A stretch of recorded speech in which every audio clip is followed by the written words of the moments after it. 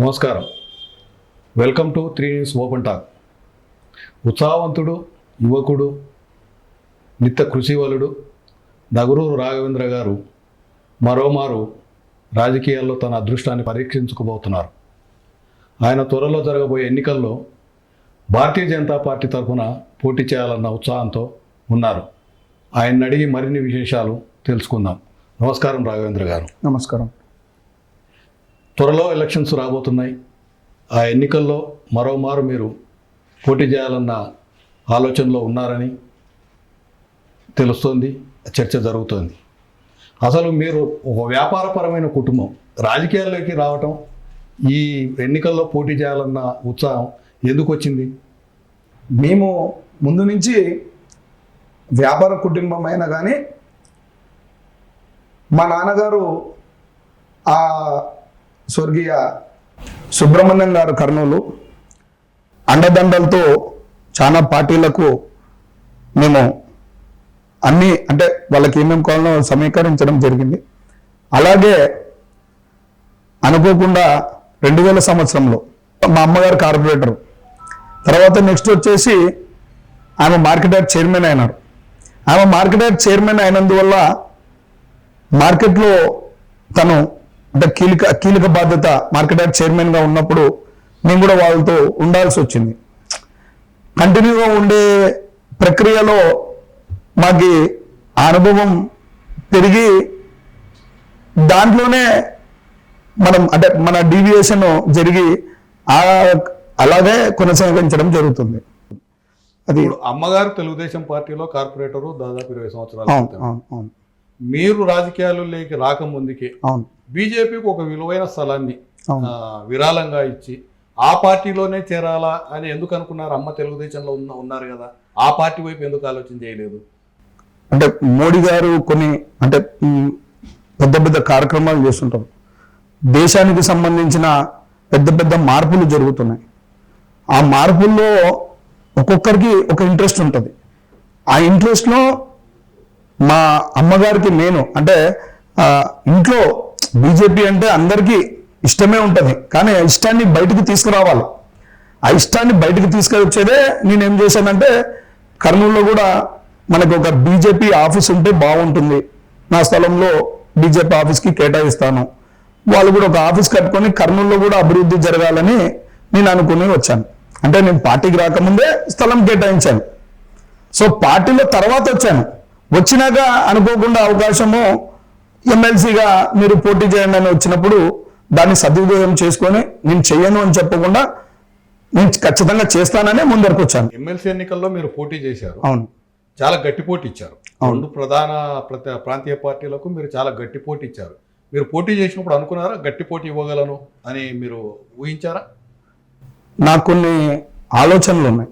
అంటే ఎలా పోవాలి, ఎలా తీసుకెళ్ళాలి, మన అంబిషన్స్ ఏంది, మనకి సంబంధించిన అంటే నెట్వర్క్ ఎలా యూజ్ చేయాలి, తర్వాత ఆ కాలం కన్నా ఈ కాలంలో జనాలు ఎవరికి ఓటు వేస్తారు అనేది ప్రతి ఒక్కరికి తెలుస్తుంది. నేను ఫ్రాక్షనిస్టును, నేను నాకు బ్యాక్గ్రౌండ్లు ఉన్నాయి, ఇవి ఉన్నాయి, ఆ గ్రౌండ్లు ఉన్నాయి, ఈ గ్రౌండ్లు ఉన్నాయి అంటే ఎవరు నమ్మరు ఈ కాలంలో.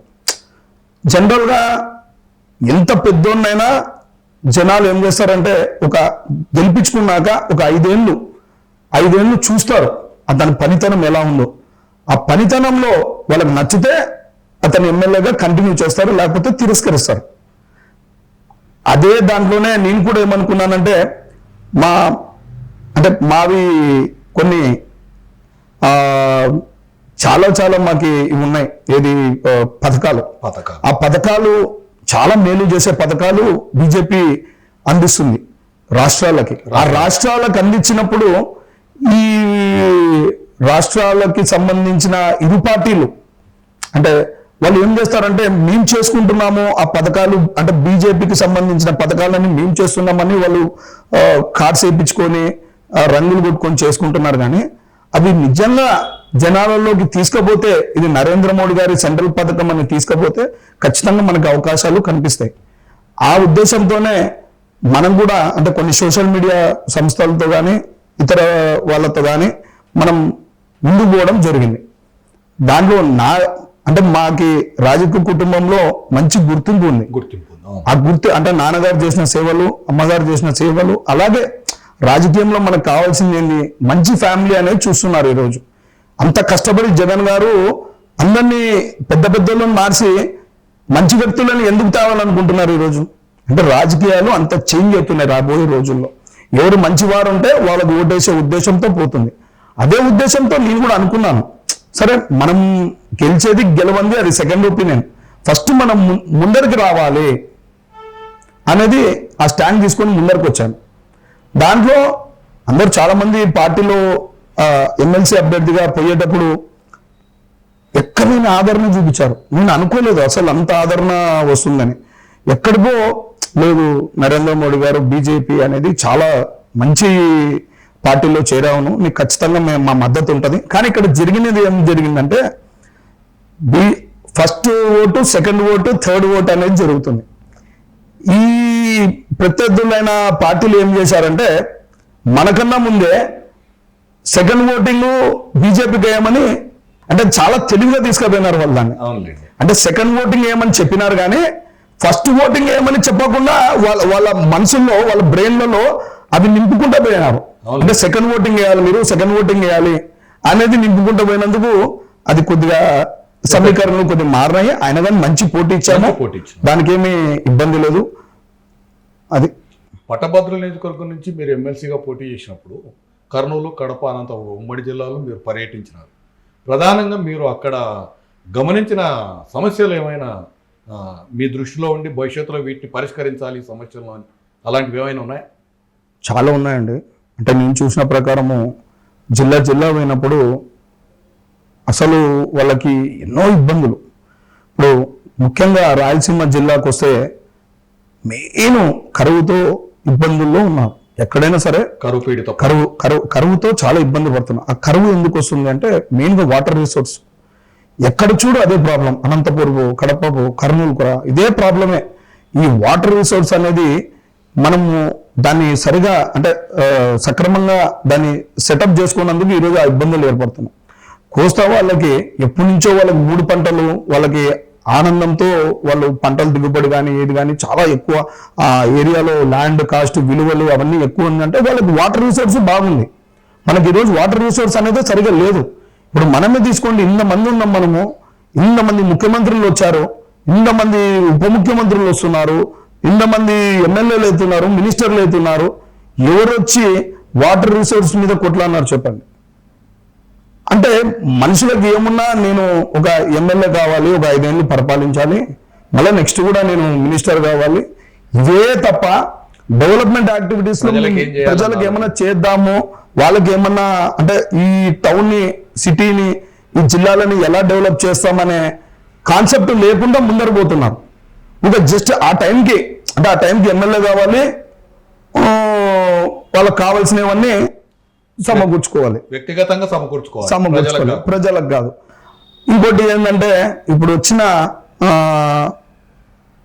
ప్రభుత్వాలు ఏమైనా అంటే మేము గెలవాలి అంతే, ఇంకా గెలవాలి. మీకేం కావాలో చెప్పండి. జనాలకి ఫ్రీ పథకాలు, ఉచిత పథకాలు, మీకు ఇంటింటికి ఎంత వస్తుంది? ఇప్పుడు చూసారన్నా అది ఇప్పుడు నాకు ఒకటి అర్థం కాదు. స్టేట్ గవర్నమెంట్ డబ్బు ఇంటింటికి పంచుతుంది. అది ఎవరి డబ్బు? ప్రభుత్వం డబ్బు.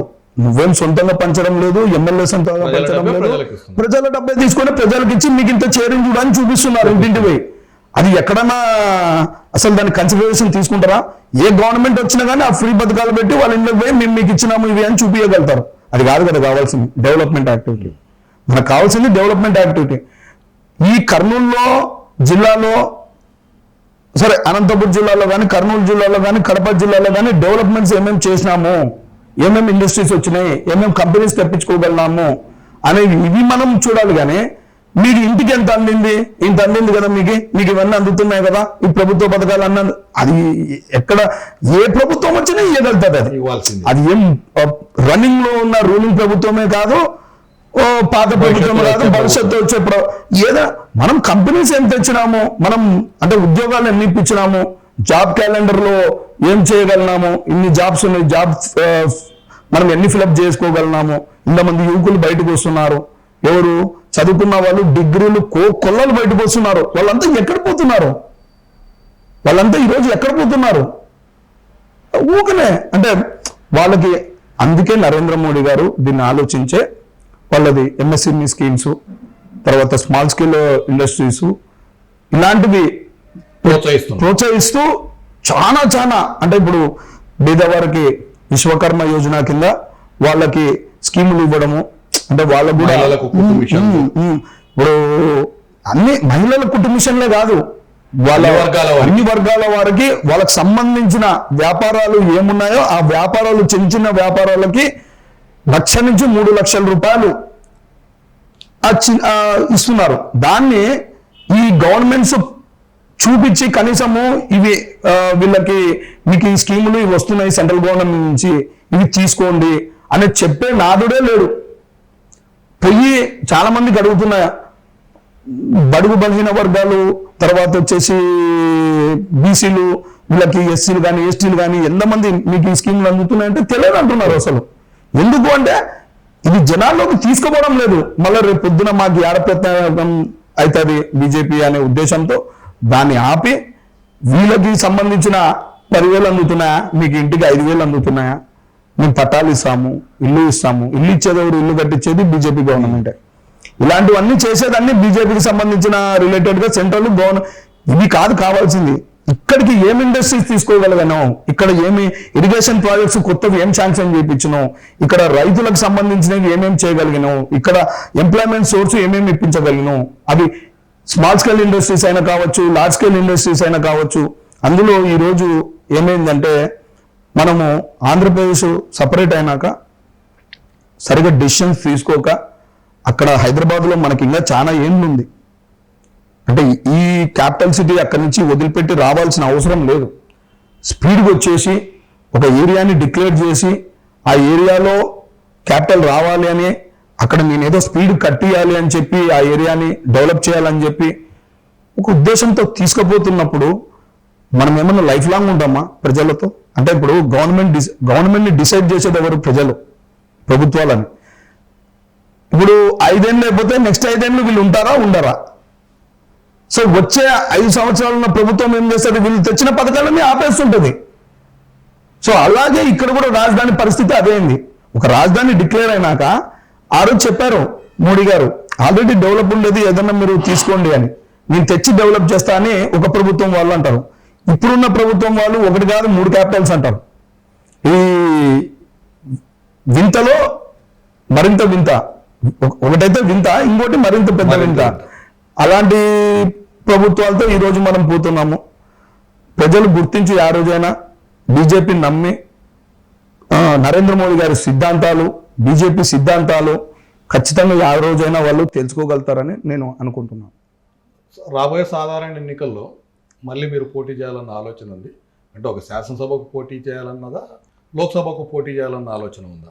అది మనము అధిష్టానానికి వదిలేస్తాము. వాళ్ళు ఏది చెప్పినా నేను దానికి కట్టుబడి ఉంటానని తెలియజేసుకుంటాం. ఇప్పుడు మనం కర్నూలు శాసనసభ తీసుకున్నా లేదా లోక్సభ తీసుకున్నా, ఇదైతే ఇందాక మీరు అన్నట్లుగానే కరువు పీడిత ప్రాంతం. దీనిపైన మీరు ఈ ప్రాంతాన్ని అభివృద్ధి చేయడానికి మీకేమైనా ప్రత్యేక ప్రణాళికలు ఉన్నాయా? ఉన్నాయండి, ఖచ్చితంగా. వచ్చిన ఎమ్మెల్యేలు అందరూ ఏం చేస్తారంటే, మంత్రులు కానీ ఎమ్మెల్యేలు కానీ నేను డెవలప్ చేస్తాను, మేము డెవలప్ చేస్తాం. డెవలప్ చేయడానికి ఎమ్మెల్యేనే కానక్కర్లేదు. మన ప్రాబ్లమ్స్ ఏమున్నాయో స్టేట్ గవర్నమెంట్ దృష్టికి కానీ, అంటే ముఖ్యమంత్రి గారు కానీ లేదంటే ప్రధానమంత్రి గారు కానీ విన్నవించుకోవాలి. ఫస్ట్ అసలు మనకి ఇక్కడ ఉన్న ప్రాబ్లమ్స్ ఏమున్నాయి, ఫస్ట్ నీరు, వనరులు, ఇవన్నీ ప్రాబ్లమ్సే మనకి. ఎక్కడ కూడా నీరు సరిగా అందడం లే. ఎవరికి నీరు అందుతేనే కదా పంటలు వచ్చేది. పంటలకి సంక్రాంతికి వాళ్ళు అమ్ముతేనే కదా డబ్బు వచ్చేది. ఆ డబ్బే లేదు మనకి. లేదా రాష్ట్రానికి ఏమన్నా డబ్బు ఉందా అంటే, ఉన్న తెలంగాణ సపరేట్ అయిపోయి, అంటే కాంగ్రెస్ గవర్నమెంట్ ఉన్నట్టుండి మీకు ఆంధ్ర మీది తెలంగాణ మీదని డిక్లేర్ చేసి పడేసింది. ఎవరు అభిప్రాయాలు అడగకుండా ఒక రూమ్ లో కట్టేసినట్టు అందరినీ కట్టేసి డిక్లేర్ చేసి పడేసింది. వాళ్ళకి ఏదో లాభం ఉన్నట్టు తెలంగాణలో, ఇక్కడ ఏదో ఈ ప్రాంతం ఏదో వాళ్ళకి వద్దన్నట్టు. అందుకే ఈరోజు కాంగ్రెస్ గుండు సున్నా అయింది. గుండుసున్నా, కాంగ్రెస్ అంటే గుండుసున్నా అంతే, ఇంకేం లేదు. దాని గురించి ఆలోచించినా నేను అభ్యర్థిగా నిలబడతాను, నాకు ఓట్లు పడతాను అనుకున్నా కానీ అది తప్పే అవతలది. మన కర్నూలు జిల్లా 4 జిల్లాలలో హాస్పిటాలిటీకి సంబంధించినది చాలా ముఖ్యమైనది. హెల్త్ డిపార్ట్మెంట్కి, ఫార్మా ఇండస్ట్రీలు కానీ, ఇలా హాస్పిటల్స్ కానీ, గవర్నమెంట్కి సంబంధించిన పెద్ద పెద్ద హాస్పిటల్స్ కానీ, ఒకవేళ ఇవి వచ్చినాయనుకో దానికి అనుబంధంగా ఏమొస్తాయంటే బ్యాంకులు వస్తాయి. బ్యాంకుల్లో ఎంప్లాయీస్ వస్తారు. తర్వాత పక్కన ఇల్లు కట్టించుకొని చిన్న చిన్న రూములు కట్టించుకొని రెంట్ల గేనికి వస్తాయి. ఇక్కడంతా వ్యాపార సామర్థ్యం పెరిగిపోతుంది. మనం ఈ రోజు మనకు మెయిన్ బేస్ ఏమైందంటే కర్నూలు నుంచి ఇటు పోయింది. మనకి ఇక్కడ కట్ చేసేసినారు. నందికోట్కూరు, డోను కట్ అయిపోయింది. ఈ రోజు మనకి ఈరోజు కర్నూలు, కోడుమూరు, ఎమ్గనూరు, ఆదోని అన్ని ప్రాంతాలు చూసుకుంటే ఏ ప్రాంతం కూడా డెవలప్ అయినది అయితే నాకైతే తెలియదు. ఎక్కడ కూడా ఎంత పెద్ద ఇండస్ట్రీలు ఉన్నాయని నేనైతే అనుకోను. సో మనం ఈరోజు తేవాలి ఖచ్చితంగా. ఒక ఇండస్ట్రీలు, ఒక ఎంపీ కానీ అభ్యర్థి కానీ, ఎమ్మెల్యే అభ్యర్థులు కానీ ఒక అవగాహన తీసుకొని మనం ఈ ఏరియాలలో ఇండస్ట్రీలు తేవాలి. దానికి ఇండస్ట్రీలు ఒకటే కాదు, కంపెనీస్ కూడా తేవాలి. కంపెనీస్ కాకుండా ఉత్త ఇండస్ట్రీలు వస్తే కూడా మీకు వర్కింగ్ ప్రోగ్రెస్ సెట్ కాదు. అది ఎందుకంటే ఎంప్లాయీస్ వస్తే డిగ్నిటీ, అంటే ఊరు డిగ్నిటీ పెరుగుతుంది. ఇప్పుడు మనకు ఉద్యోగాలు అని అంటే ప్రభుత్వ ఉద్యోగాలుగానే చూస్తున్నారు యువత. అంటే ఉద్యోగాల భర్తీ అని అంటే ప్రభుత్వ ఉద్యోగాలే అంటున్నారు. అట్లా కాకుండా యువతకు ఎవరైతే ఉన్నారో ప్రభుత్వ ఉద్యోగాలే కాకుండా యువతకు స్వయం ఉపాధి కావచ్చు, లేదా ప్రైవేట్ రంగంలో కావచ్చు, అలాంటి ఉద్యోగ అవకాశాలు కల్పించడానికి, వాళ్ళ జీవనభృతిని వాళ్ళ సమకూర్చుకోవడానికి మీరు ఎలాంటి ప్రయత్నాలు చేయాలి? నేను అదే చెప్తున్నాను. ముఖ్యంగా సెంట్రల్ గవర్నమెంట్ నుంచి ఇండస్ట్రీలకి స్మాల్ స్కేల్ యూనిట్స్ కానీ, లార్జ్ స్కేల్ యూనిట్స్ కానీ పెడుతున్నారు. వాళ్ళు చాలా స్కీములు ఉన్నాయి. ఆ స్కీములు ఇప్పుడు చెప్పట్లేదు. వాళ్ళు గొర్రెలకి సంబంధించినవి, ఆ తర్వాత బరగుడ్లకు సంబంధించినవి, ఆ తర్వాత కోళ్ళు పెంపకాలు కానీ, తర్వాత వచ్చేసి క్రాప్ లోన్స్ కానీ, తర్వాత ఏ విధంగా క్రాప్ లోన్ మనం అక్కడ వేస్తే ఏ క్రాప్ వస్తుంది అనే దానికి కానీ ఏమి చెప్పట్లేదు. రైతుకు తెలిసేది నేను ఇది వేసుకుంటేనే నాకు లాభం వచ్చేది, ఇది వేసుకుంటేనే నాకు లాభం కాదు. సాయిల్ టెస్ట్ కానీ చేయాలి, ఆ బోర్లు వేపియాలి, ఫస్ట్ బోర్లు వేపియాలి, సాయిల్ టెస్ట్ చేయాలి, వాటర్ రిసోర్స్ ఇవన్నీ చేస్తేనే కదా. ఇప్పుడు వాళ్ళ తండ్రి గారు ఒక వ్యాపారం చేస్తుంటారు, బాగుంటేనే కదా కొడుకును కూడా అదే వ్యాపారాన్ని తీసుకొని వచ్చేది. దానిలో ఇబ్బందులు ఉంటే ఏం చేస్తారు, వద్దురా దీంట్లో ఉండొద్దు, ఇబ్బంది పడద్దు, నువ్వు ఇంకో దానిలో పో అని చెప్తున్నారు. అదే జరుగుతుంది ఇక్కడ. మనకి ఇక్కడ ఏమీ లేవు. వనరులు ఉన్నా దాన్ని సమకూర్చుకొని ఎలా దాన్ని ఉపయోగించుకోవాలనేది ఏమీ లేదు. కర్నూలు ఇంతకుముందు ఆ హైదరాబాద్కి, ఇటు తిరుపతికి చూసుకుంటే జంక్షన్ ఏరియా ఉన్నాయి. ఈరోజు తెలంగాణ ఆంధ్ర రాష్ట్రం డివైడ్ అయినాక దాన్ని డివైడ్ చేసేసి కర్నూలు ఈరోజు మారుమూల ప్రాంతం ఉంది. నేనైతే కర్నూలుని ABCD కేటగిరీలో తీసుకుంటే కర్నూలు జిల్లా D కేటగిరీలో ఉందని చెప్పగలుగుతాను. ఎందుకంటే ఒక రియల్ ఎస్టేట్ వాడు వెంచర్ వేసి ఇది డెవలప్ అయిందని చూపించకూడదు. ఇండస్ట్రీస్ వచ్చి, కంపెనీస్ వచ్చి అక్కడ డెవలప్మెంట్ వచ్చిన తర్వాత రియల్ ఎస్టేట్ వాళ్ళు రావాలి. ఒక రియల్ ఎస్టేట్ వాళ్ళు వచ్చి అక్కడ వెంచర్ వేసి 20 కిలోమీటర్ల తర్వాత అక్కడ డెవలప్ అయింది అనేది ఒక అప్పటికప్పుడు హంగామా క్రియేట్ చేస్తున్నారు తప్ప ఇది ఒరిజినల్గా అయితే ఎక్కడ డెవలప్మెంట్ అనేది నాకు కనిపిస్తలేదు ఊర్లో. సో నా నాలెడ్జ్ ఉన్నంత వరకు ఒకటే మనం పట్టుకోవాలి, మనం సెంట్రల్ని పట్టుకొని మనం ఇండస్ట్రీలు తేగలగాలి, మన కంపెనీస్ తేగలగాలి. ఎప్పుడైతే మనము బీజేపీకి అనుసంధానం ఉంది, ఆ బీజేపీకి సంబంధించినవి ఇక్కడ అందరికీ చెప్పగలుగుతామో, ఇవి ఉన్నాయి, మనకి ఇక్కడ రిసోర్సెస్ ఉన్నాయి, మనకి లోన్స్ వస్తాయి, ఇవి వస్తాయి, ఇవన్నీ మనం యూజ్ చేస్తామో అప్పుడే మనం బాగుపడేది. ఇప్పుడు కేంద్ర పథకాలు ఏవైతే ఉన్నాయో అవి రాష్ట్ర ప్రభుత్వం ప్రచారం చేయట్లేదు, అది నాయకులు అందరూ మీ వాళ్ళు ఆరోపిస్తున్నారు.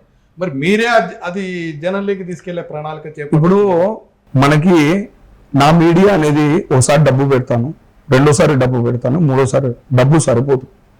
ఆ డబ్బు కావాల్సినది news paper ads, TV ads, media ads, వీళ్ళలో మీకు తర్వాత వాళ్ళకి సంబంధించిన డిపార్ట్మెంట్ వాళ్ళు ఎక్కడున్నారు. ఇప్పుడు ఒక రైతు వస్తాడు, రైతుకు సంబంధించిన డిపార్ట్మెంట్ వాడు మీకు MSME లోన్స్ ఉన్నాయి, లేదా అంటే విశ్వకర్మ యోజన కింద లోన్స్ ఉన్నాయి, దానికి సంబంధించిన వాళ్ళు ఎవరున్నారు ఇక్కడ టేకప్ చేసుకొని నేనని చేస్తాను, నేనని ఎంత చేస్తాను, అది మెయిన్ కావాల్సింది కవరేజ్.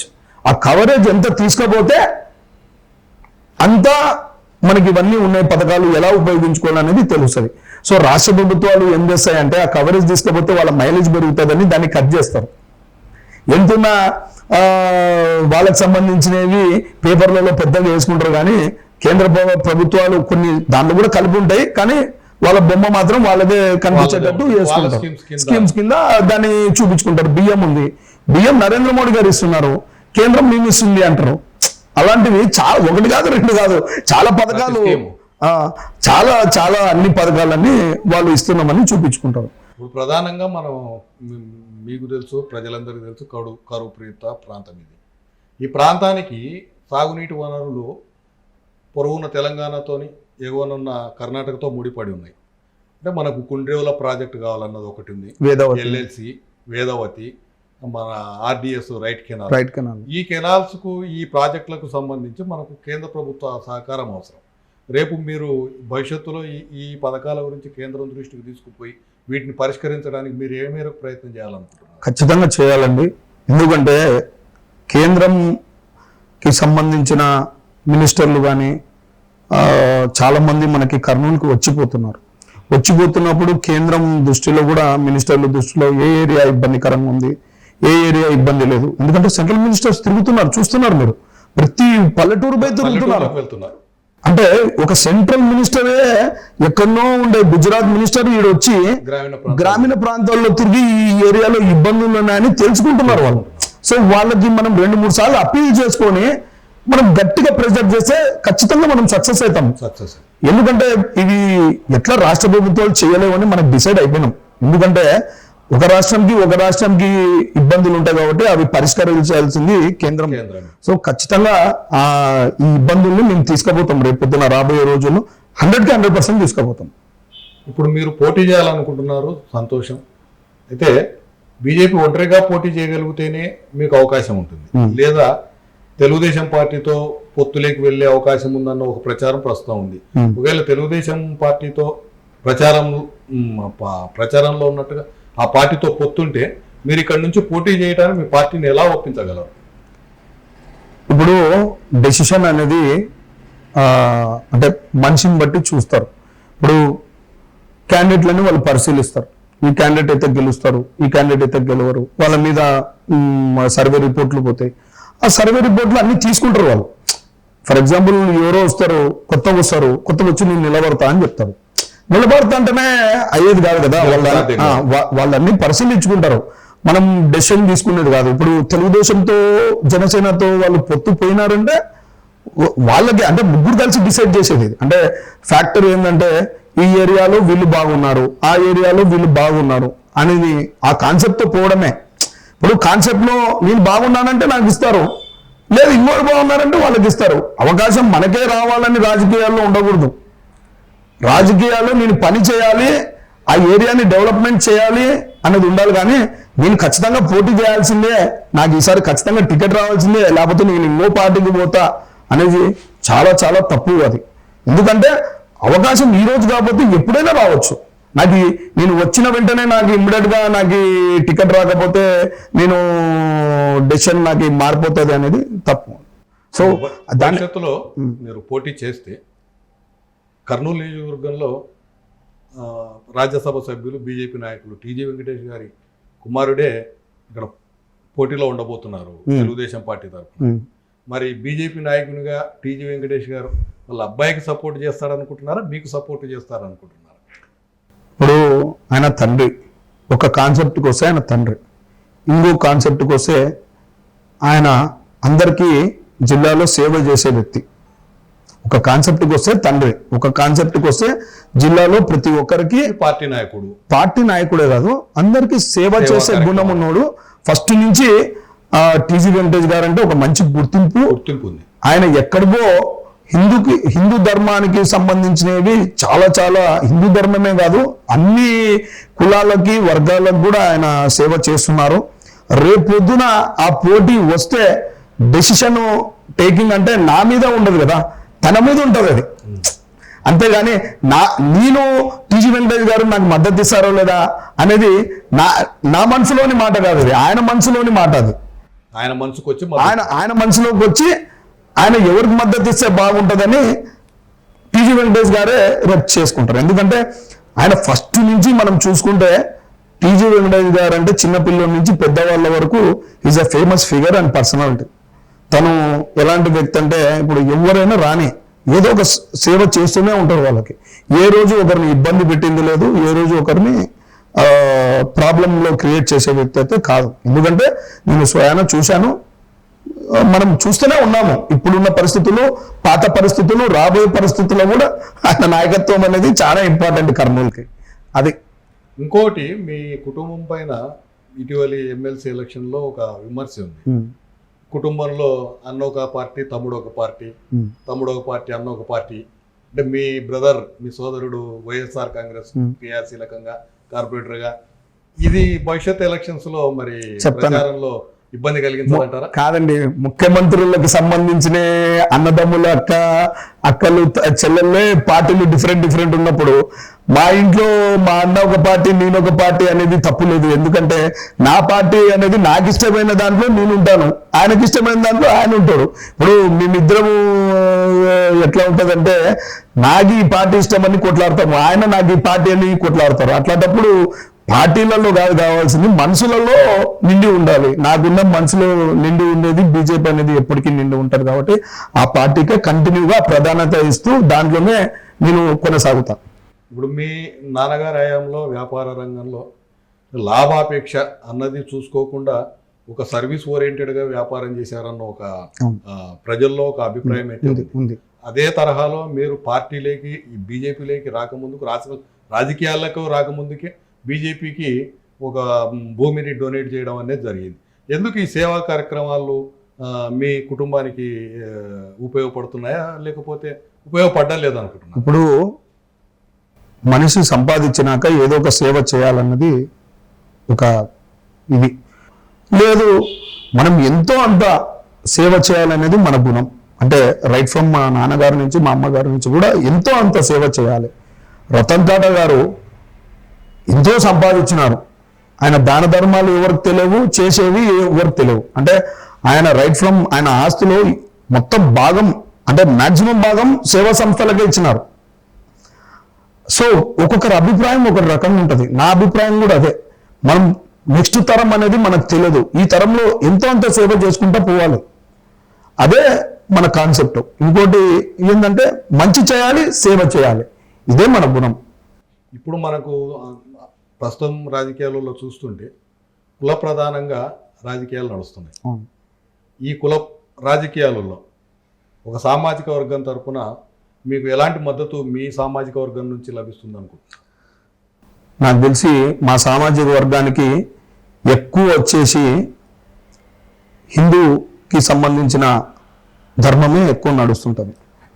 సో ఏ రోజు మా సామాజిక వర్గములు మా బీజేపీకి ఎప్పుడు కూడా ఫేవరే ఉంటారని నా అభిప్రాయం. ఎందుకంటే సేవల్లో ఎక్కువ ఉండేది ఎవరు అంటే మా కులమూలే. అంటే 10 మందికి కూడా తెలుసు, అది నేను చెప్పనవసరం లేదు. ఏదైనా సరే ఒక యాక్టివిటీ చేయాలన్నా, ఒక మంచి అంటే ఒక టెంపుల్ కట్టియాలన్నా, దాన ధర్మాలు చేయాలన్నా, ఏదైనా వ్యవస్థలో కొద్దిగా మార్పులు రావాలంటే ఎక్కువ మా సామాజిక వర్గంకి సంబంధించిన వాళ్ళే. కాబట్టి 100కి 100% బీజేపీకి అనుసంధానం ఉంటారని నా నమ్మకం. మనం ఇందాక అనుకున్నట్లు ఒక కుల రాజకీయాలే కాకుండా ధన రాజకీయాలు కూడా ప్రస్తుతం ఉన్నాయి. అంటే కోట్లలో ఖర్చు అవుతుంది. ఒక నియోజకవర్గం నుంచి శాసనసభకు పోటీ చేయాలి అని అంటే కోట్లలో ఖర్చు చేయాల్సిన పరిస్థితి ఉంది. తెలుగుదేశం వైసీపీ పైన విమర్శలు వస్తున్నాయి. అభ్యర్థులు 20 కోట్లో 30 కోట్లో అక్కడ డిపాజిట్ చేస్తేనే వాళ్లకు బీ ఫారం ఇస్తాము, లేకపోతే ఇయ్యము అనే పరిస్థితి ఉంది. ఇదే పరిస్థితి బీజేపీలో ఉందంటున్నారా? ఒకటైతే చెప్పగలుగుతాను, ఈరోజు బీజేపీ క్యాడర్ అనేది ఎంత ఫెచ్చింగ్లో ఉందంటే,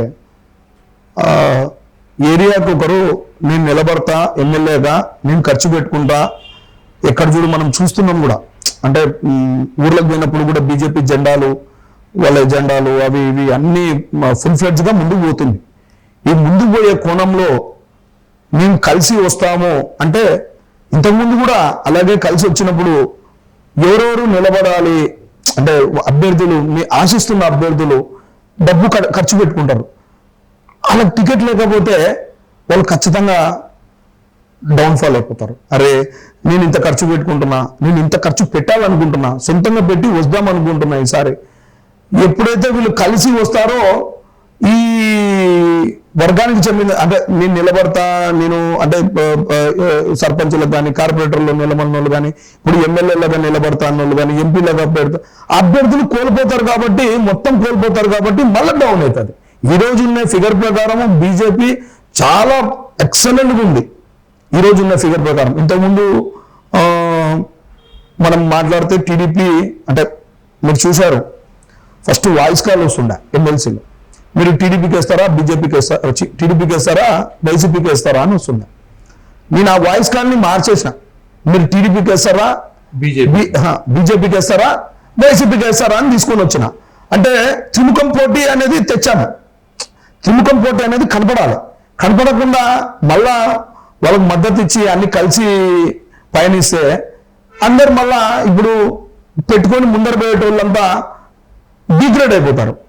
ఎప్పుడు ఇంతేనా మా పరిస్థితి అనేది బాధపడతారు. సో నాకు తెలిసి అంటే నేను చెప్పేంత పెద్దవారిని కాదు కానీ నాయకులు నాకు తెలిసి అందరికి అవకాశం ఇస్తేనే మంచిది అని నేను కోరుకుంటున్నాను. ఇప్పుడు భారతీయ జనతా పార్టీలో చాలా మంది నాయకులు ఉన్నారు. మీరు ఈ మధ్య కాలంలోనే పార్టీలో చేరడం, ఎమ్మెల్సీ ఒకసారి పోటీ చేసినారు. మళ్ళీ రేపు శాసనసభకో లేదా లోక్సభకో పోటీ చేయాలని అంటే ఈ లీడర్ల నుంచి మీకు మద్దతు వస్తుంది అనుకుంటున్నారా? ఇప్పుడు అధినాయకత్వం వచ్చి కూర్చున్నారంటే వాళ్ళ మాటని వీళ్ళు శిరసావహిస్తారు. ఆ రోజు పార్టీలో ఎవరు చేస్తారు ఎవరు చేయరు అనేది తెలుస్తుంది. కానీ అధినాయకం వచ్చి కూర్చొని వాళ్ళకి నచ్చచెప్పే రీతిలో నచ్చచెప్తే ఖచ్చితంగా వాళ్ళు మద్దతు ఇస్తారు. ఎందుకంటే బీజేపీ అంటే ఒక బీజేపీ కాదు, ఆర్ఎస్ఎస్, బీజేపీ, విశ్వ హిందూ పరిషత్, ఏబీవీపీ, ఆపస్, ఇలా బజరంగ దళ్ ఇలాంటివన్నీ సంబంధించినవి బీజేపీ. ఈరోజు అదే చెప్తున్నాను కదా మీకే.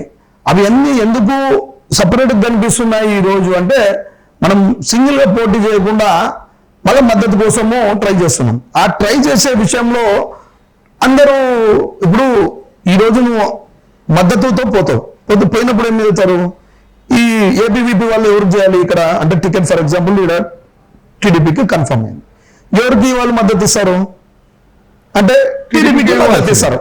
సో వాళ్ళ వర్గం అంతా ఏమవుతుంది, నీకు అక్కడనే మద్దతు ఇచ్చేది చేరిపోతుంది, అక్కడికి పరిమితం అవుతుంది. ఇప్పుడు రాక ఈ ఎలక్షన్స్ వచ్చినప్పుడు ఆ మద్దతు అనేది బీజేపీకి రావాలి అంటే ఇన్ని వర్గాలు ఉన్నాయి, ఇంతమంది చేస్తున్నారు, ఇన్ని కుల సంఘాలు ఉన్నాయి, ఇన్ని స్కీములు ఇస్తున్నాము, బయట ప్రజలకు అన్ని తెలియచేయాలి అంటే డబ్బు పెట్టేయడం కదా ఇంపార్టెంట్. డబ్బు పెట్టి పోవడం అనేది మేము ఖర్చు పెట్టుకొని మేము పోతాము, మాకు టికెట్లు ఇవ్వండి అంటే లేదు, కలిసికట్టుగా పోదాము, ఒక 6-7 టికెట్ల కోసం చూసుకుంటే అందరూ ఇబ్బంది పడతారు. ఇది నా అంటే సలహా సూచన. భవిష్యత్ ఎన్నికల్లో మీరు బీజేపీ తరఫున పోటీ చేసి విజయం సాధించాలని మనస్ఫూర్తిగా కోరుకుంటూ నమస్కారం.